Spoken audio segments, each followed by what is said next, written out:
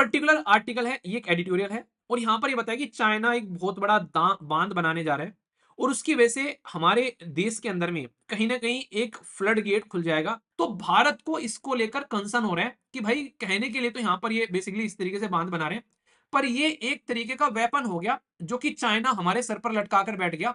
तीसरे नंबर पर भारत आता है बांध बनाने के मैटर के अंदर में। अगर आप लोग चीजों को समझोगे तो इन बांध को प्रोटेक्शन प्रोवाइड कराना बहुत ज्यादा जरूरी है। यहाँ पर हमारे देश के अंदर में सबसे ज्यादा कहां पर है अगर आप लोग देखोगे तो महाराष्ट्र में, फिर मध्य प्रदेश में, फिर गुजरात में, फिर छत्तीसगढ़ में और फिर कर्नाटक में। पर्टिकुलर आर्टिकल है, ये एक एडिटोरियल है और यहां पर ये बताया कि चाइना एक बहुत बड़ा बांध बनाने जा रहा है और उसकी वजह से हमारे देश के अंदर में कहीं ना कहीं एक फ्लड गेट खुल जाएगा जो कि बहुत बड़ा कंसर्न है। यहाँ पर पूरी कहानी, पूरा मुद्दा क्या है वो मैं आप लोगों को समझाता हूँ जिससे आप लोगों के माइंड में बिल्कुल क्लैरिटी आ जाए। पहले मैं आप लोगों को लेकर चलता हूँ बांध के ऊपर में कि ये बांध कहाँ पे बना रहा है भाई साहब ये। ठीक है। एक सेकंड। ये ये है हमारा देश यहाँ पर। ठीक है। और यहाँ पर आप लोग को चाइना देखने को मिलेगा। तो चाइना से हमारे देश में रिवर आती हुई नजर आती है और उस रिवर जो हमारे देश के अंदर में एंट्री करती है, इस रिवर का नाम है नॉर्मली ब्रह्मपुत्र। ठीक है। इसको यारलंग जेंगपो बोलते हैं तिब्बत के अंदर में, या फिर इसको सेंगपो के नाम से जानते हैं, टी साइलेंट रहता है। ये जो रिवर जब चलती है आगे तो हमारे देश के अंदर में एंट्री करती है यहाँ पर। ठीक है। अरुणाचल प्रदेश इधर से होती है। तो यहाँ पर हमारे देश के अंदर में इसको ब्रह्मपुत्र बोला जाता है। तो ये यहां पर इसके ऊपर में डैम बना रहा है भाई साहब, और ये दुनिया का सबसे बड़ा डैम है यहाँ पर। अगर कल को चलकर ये डैम यानी कि ये बांध टूटता है, कोई अर्थक्वेक आ गया, भूकंप आ गया, कोई कंडीशन बनती है, तो हमको लेने के देने पड़ जाने हैं यहाँ पर। तो इसको लेकर हमारे देश के अंदर में कंसर्न हो गया कि भाई क्या किया जाए इसका। तो भारत क्या कह रहा है, भारत कह रहा है कि हम भी यहाँ पर एक डैम बना देंगे ताकि अगर कल को कोई हरकतें होती है, वहां से पानी आता है निकलकर, तो यहाँ पर इसको रोका जा सके। तो ये एक बहुत बड़ी त्रासदी हो सकती है आने वाले टाइम पे। ये टोटल इसके अंदर में 137 बिलियन इन्वेस्टमेंट करने वाले हैं, जो कि इतना बड़ा। और बताइए जा रहा है कि जिस रीजन में ये बना रहे हैं भाई वो अर्थक्वेक प्रोन एरिया है, कभी भी वहां पर भूकंप आ सकते हैं यहाँ पर। चाइना ये कह रहा है कि भाई साहब हम लोग क्लीन एनर्जी लाना चाह रहे हैं, क्लाइमेट चेंज को हम लोग देखना चाह रहे हैं और हाइड्रोलॉजिकल जो डिजास्टर है उसको मिटिगेट करेंगे, क्योंकि कई बार फ्लड यानी कि बाढ़ भी आती हुई नजर आती है।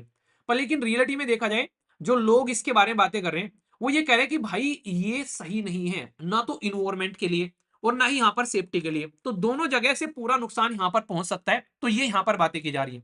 तो इसलिए यहाँ पर जरूरी है कि हम लोग इसको कैसे देखें।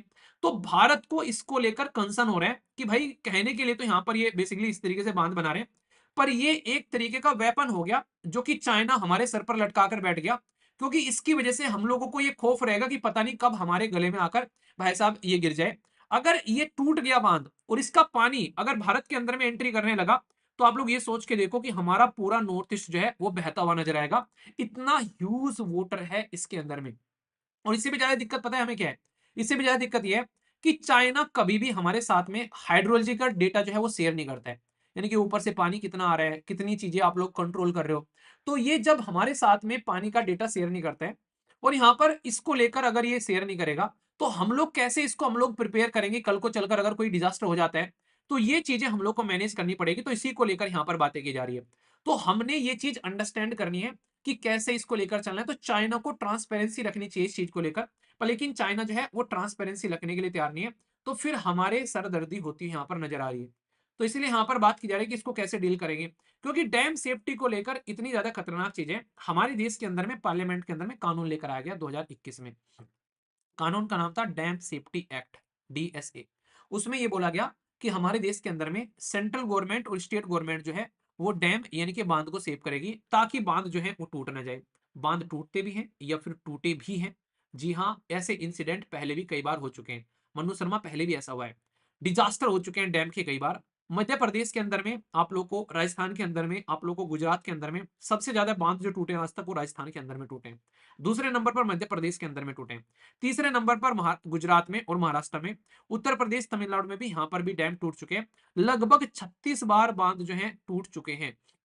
और बांध कितने देश के अंदर में, हमारे हमारे देश के अंदर में 5,701 बांध है आज की डेट में। चाइना के अंदर में कितने बांध है? 23,000 बांध है चाइना के अंदर में। पहले नंबर पर सबसे ज्यादा बांध है चाइना के अंदर में। दूसरे नंबर पर सबसे ज्यादा बांध है यूएसए के अंदर में। तीसरे नंबर पर भारत आता है बांध बनाने के मैटर के अंदर में। अगर आप लोग चीजों को समझोगे तो इन बांध को प्रोटेक्शन प्रोवाइड कराना बहुत ज्यादा जरूरी है यहाँ पर। हमारे देश के अंदर में सबसे ज्यादा कहां पर है अगर आप लोग देखोगे, तो महाराष्ट्र में, फिर मध्य प्रदेश में, फिर गुजरात में, फिर छत्तीसगढ़ में और फिर कर्नाटक में। तो इनकी सेफ्टी के लिए कंसर्न है, इसीलिए कानून लेकर आया गया। और दिक्कत यहां पर नहीं है, दिक्कत ये है कि कुछ बांध ऐसे हैं जो कि बहुत ही पुराने हैं। मतलब आप लोग ये समझ के चलो कि सौ साल पुराने भी आप लोगों को बांध हमारे देश के अंदर में देखने को मिलेंगे। जो आप लोगों ने कई बार सुना भी है, तमिलनाडु रोता रहता है, वो सॉरी केरला रोता रहता है तमिलनाडु को लेकर, पता है कौन सा डैम है? वो डैम जो है भाई साहब इतना पुराना है जिसकी कुछ हद नहीं है, ठीक है? तो सोच के देखो यहाँ पर, तो 80% जो डैम है हमारे देश के अंदर में, वो ऑब्सोलेट हो रहे हैं। मतलब 50 साल से लेके 150 साल तक पुराने आप लोगों को देखने को मिलते हैं। तो हम दुनिया में तीसरे नंबर पर सबसे बड़ा डैम रखने वाले लोग, मुल्ला पेरियार डैम जो है 126 साल पुराना है, जो कि यहाँ पर मुल्ला और पेरियार रिवर पे जाकर मिलता है, और केरला इसको लेकर जो है इरिटेट रहता है यहाँ पर।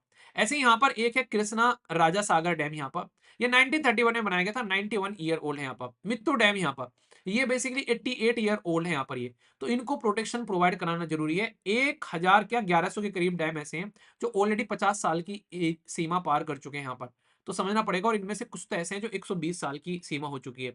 तो अगर आप लोग इनको प्रोटेक्ट नहीं करोगे तो भाई दिक्कतें देखनी पड़ सकती है बहुत ही तकड़े लेवल पर। तो इनको संभालना रेस्पॉन्सिबिलिटी है। इसके लिए सरकार जो है हमारे देश के अंदर में बहुत सारी स्कीम भी रहती है वाटर से रिलेटेड। तो ये कुछ स्कीम है जैसे स्वच्छ भारत मिशन, जल जीवन मिशन, तो ये डायरेक्टली और इनडायरेक्टली डैम से रिलेटेड आप लोगों को यहाँ पर देखने को मिलती है। तो dam safety, dam important topic है हमारी सोसाइटी के लिए। और इवन आप लोग देखोगे यहाँ पर डैम को लेकर 2018 में यूपीएससी ने मेंस के अंदर में क्वेश्चन पूछ लिया यहाँ पर, ठीक है?